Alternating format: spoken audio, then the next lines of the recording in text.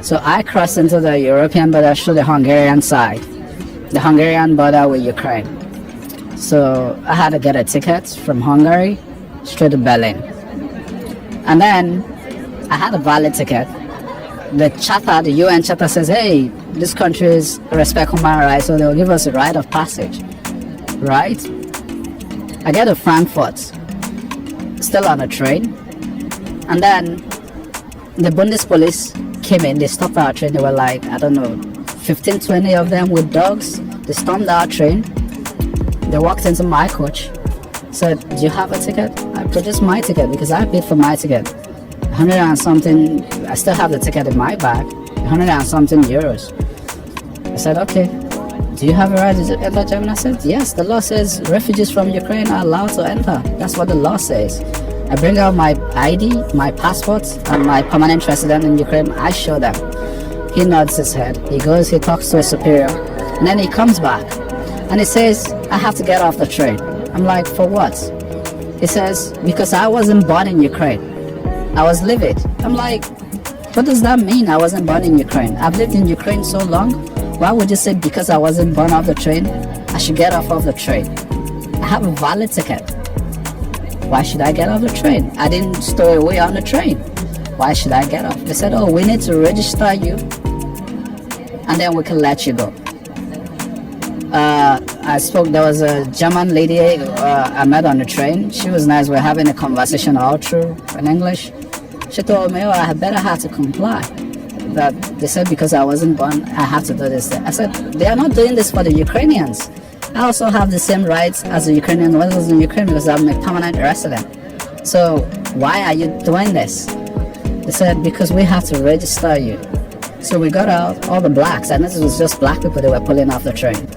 So they took us to this holding facility. I remember the address. They took our passports. The address was in Nikola Tesla 1 in Frankfurt. It's a big warehouse. There they segment it. They have the segments the whole warehouse. So they had to keep us out in the cold for like, I don't know, hours because there were lots of us. They said we had to take COVID swabs. They took COVID swabs. They will take your passports, they will bag it, they will take all the money, they will count it, they will bag it, and then they will write on it. Yeah, this is from the Buddha. This is one of the bags they used to bag our personal belongings. As you see, it's still the same way. The cash that was on me is still the same, unhinged, untouched. I can't even bring myself to tell because I'm so traumatized by it. My bag has a tag. This tag was from Frankfurt. They tag your bags, they tag every personal belongings you have with a yellow tag and a code. Mine was A155. And this is something they made us understand that, oh, it's just simple registration. I even asked some of the Bundespolice, oh, 1 hour maximum, we're there for 23 hours.